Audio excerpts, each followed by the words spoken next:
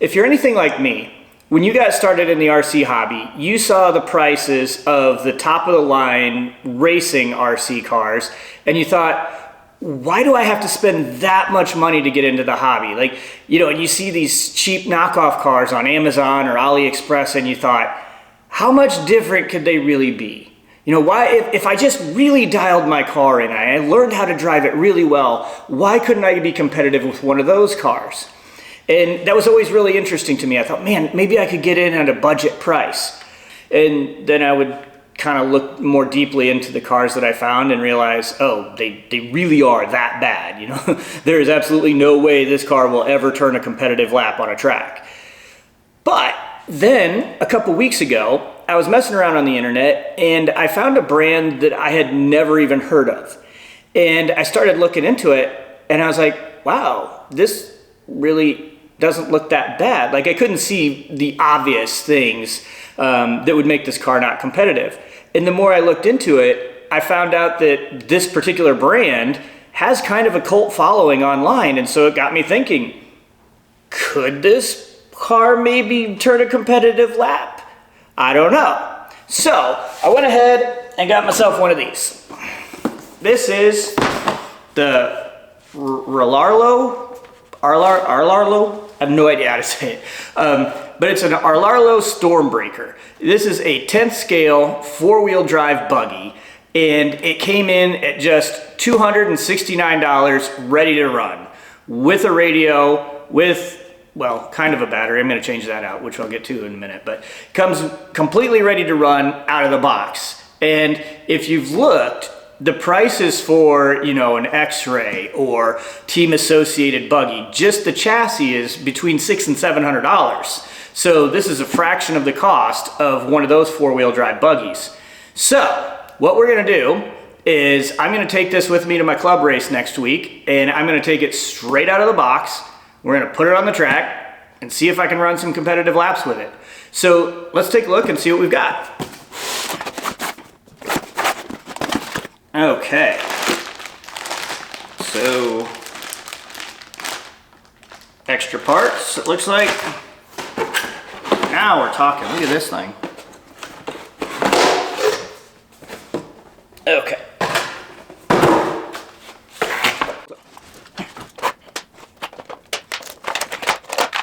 So the first thing we're going to do, because it's super satisfying, is we're going to take the plastic off the body. I always love that after I get done painting a new body. Right? Just kind of, oh yeah, that's it. Look at that. That is a very beautiful body. We'll try the other camera too, just in case. That is pretty decent looking body. I like that.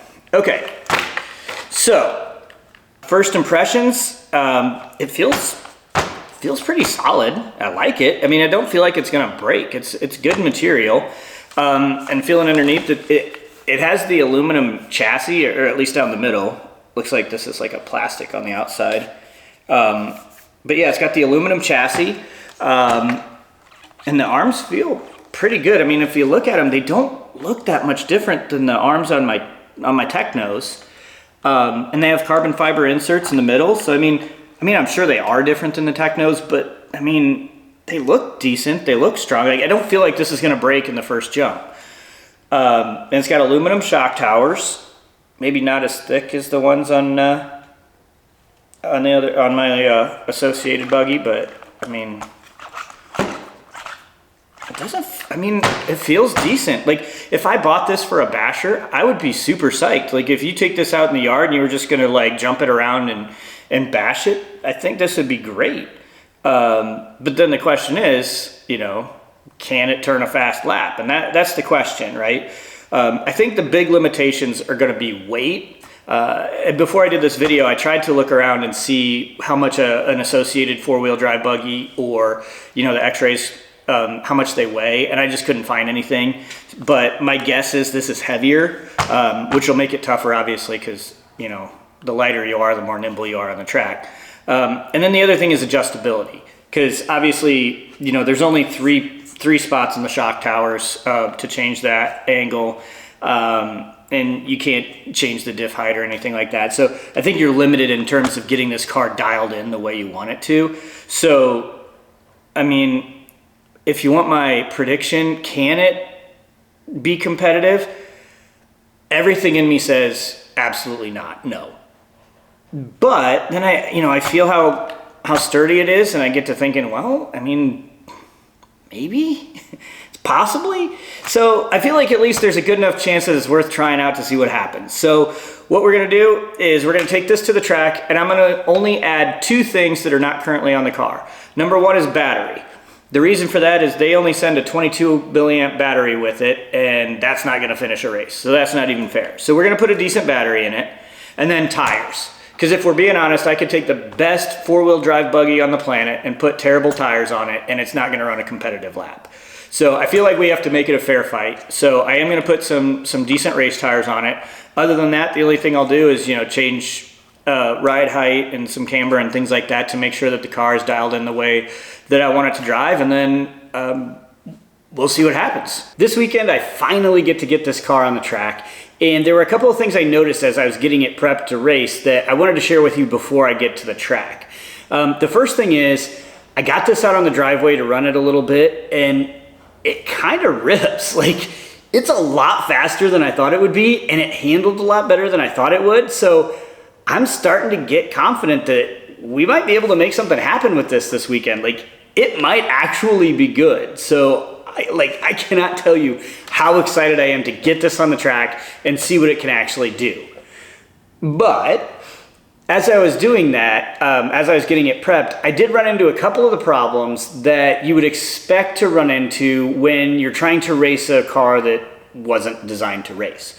So the first of those is this. I told you that I was gonna put a decent battery in this to give it a chance. If nothing else, I need something big enough to finish the race with, right?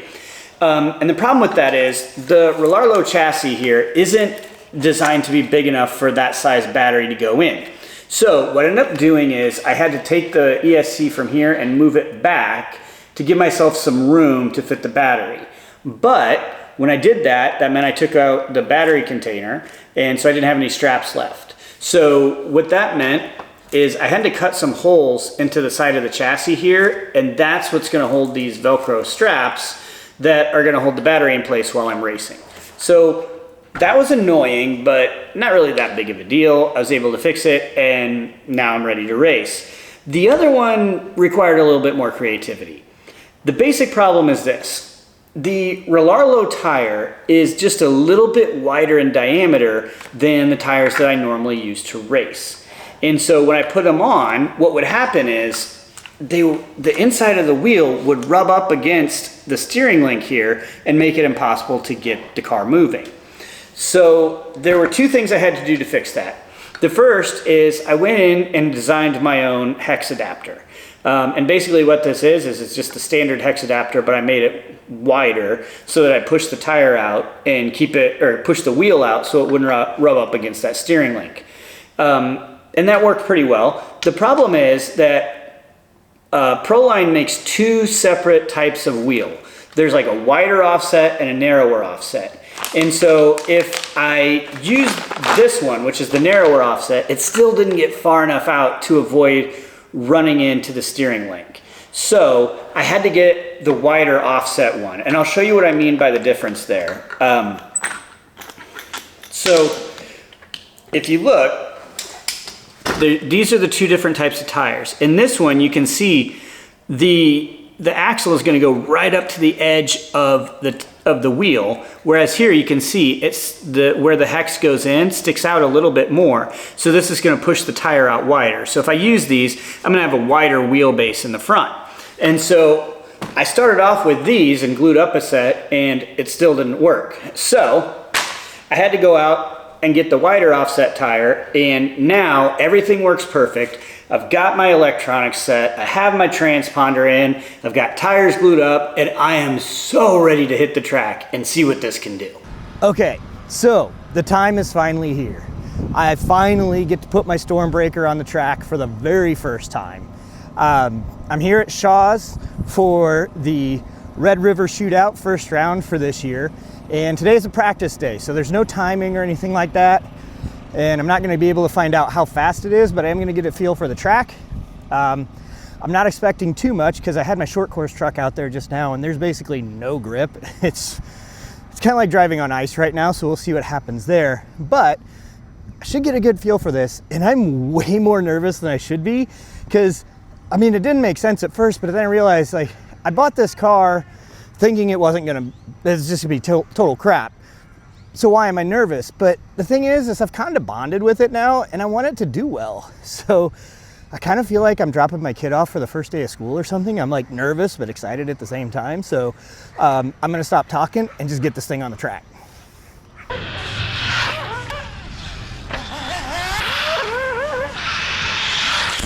All right, I got some bad news for y'all. I am afraid that my little boy is going to fail first grade. I got it out on the track, and honestly, it handled okay. Like, it took me a few laps to get used to it, and the track is really slick, so I was spinning out quite a bit. But once I did get the handle on it, I just don't think it has the speed. I'm going to be honest. I have a feeling that I'm going to be a back marker in this class tomorrow. So, I mean, the experiment's not over. I don't have any timing, so maybe all the other 10 scale buggies are just as slow as this one. I have no idea. But as of now, I think I'm in big trouble.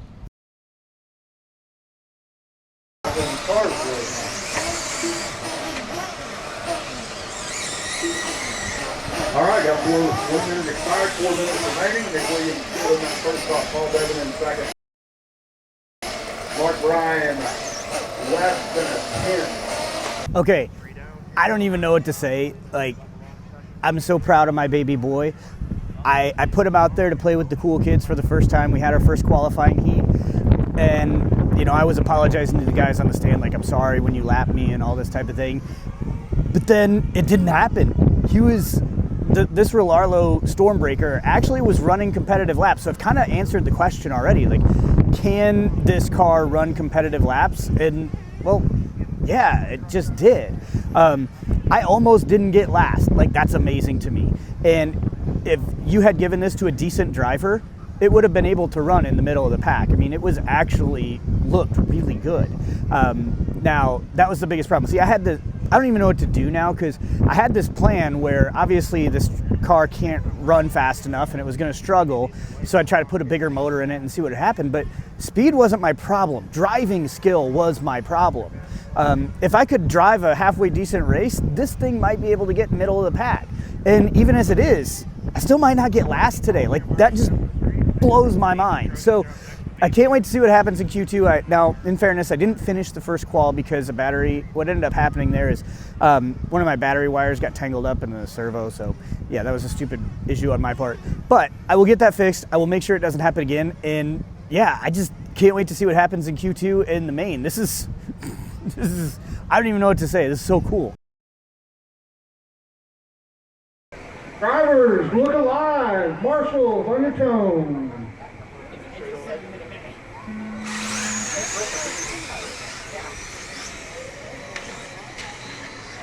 Now comes up short over the big double on the front.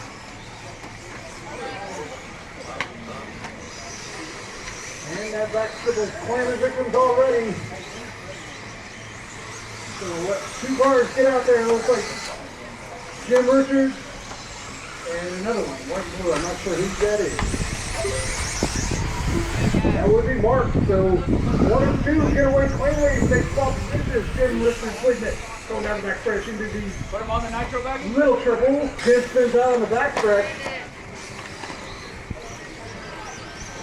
Gonna slow him up a little bit. That's going to allow this battle to get either 1, 2, and 3 all right there. What? Leaving out Camber. Can you go get him after this?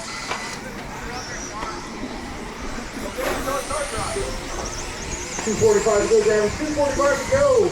Jim, Nick, Mark. Oh no, I think I did it again. For that lead. Nope, I got no steering.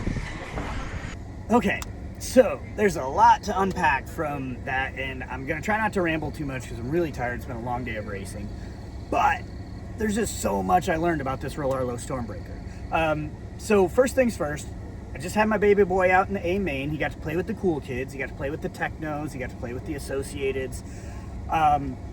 But the bottom line is he's not really a part of the cool group yet. Because the first question that we asked at the beginning of this video is, can a Rlaarlo Stormbreaker run a consistent competitive lap in an actual race? And the answer to that is obviously yes. Like, I'm not a very good driver, and I ran quite a few competitive laps today, so that it can do. But if we expand that question to ask, can it finish a race? Then the answer is no, because I ran 2 quals and a main today, and we didn't finish any of them. In the second qual, I had a hub come loose because of all the issues I had with the wheels before that I mentioned. And in the last one, I lost the servo and didn't get to finish the main. So can it finish a race? I mean, not easily. I'm sure somebody can, but it's an uphill battle. Let's say that. But the fun part is my baby boy got on the podium. There was only 5 cars in the race, so technically he was on the podium. And yes, that means it was a participation trophy, but I'm not going to tell him that. I'm just going to tell him he's awesome. But anyway, so let's go into what happened in that main, right? The main was so much fun. When I went into this, I tightened all the things. I went through, made sure pinions tight, all the wheels are on and everything like that, because I wanted to finish this race so badly. And when we got out there, this car was ripping, and it was so much fun. Like, I was not in last. I was on the lead lap. It was so cool. And I'm thinking, man, I can't wait to make this video and show everybody how good this Rlaarlo is. And then, like I say, about 4 minutes in, servo gone. And I'm still not quite sure what happened to it, but the bottom line is I couldn't finish the race. And, I had some ideas in my brain about when I first came up with this idea that obviously the Stormbreaker won't be good out of the box. It won't run competitive laps, so then I'll try to add different things to make it go faster. But I feel like I got a pretty definitive answer today about the quality of this car. So I'm not sure if I'm going to add a servo in and try to do something with it later, because I'm kind of attached to it, so I might try to add a servo and just continue with the series, because I'm going to be honest, it was a lot of fun to drive while it was running well. But the bottom line is, this is not a race buggy. It just isn't. So, to answer that question, is this something you should get if you want to race? Obviously not. If you want to get something to bash in your yard, something to mess around with, for the price, it's not a bad value. It's a decent little car. But if you want to race, you're going to be much better off getting, one of the, what do they call them? The Jados, or one of the Arma trucks that's ready to run. They're about in the same price point. And those are more designed to handle the punishment that racing gives it. So I just can't recommend the Rlaarlo as a race buggy, because you're just going to end up frustrated and you're going to regret the purchase.